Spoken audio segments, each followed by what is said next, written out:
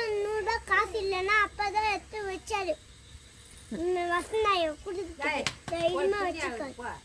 அதுதான் 300 ரூபாய் எடுத்து வந்து உனக்கு கொடுத்தேன். நேற்று ஆப்பிள் பையன் துணியாது ஆப்பிள் பையன் யார் வாங்கிட்டு வந்து? நேற்று நான் வாங்கல ஒன்று இருந்து பையில் எடுத்து கொடுத்தேன்ல. எங்க கொடுத்து? நேற்று வச்சிருந்தானே கோயிலுக்கு போய் ராத்திரி கருவாடு எடுத்தானே. அப்போ எங்க எடுத்து வந்தா?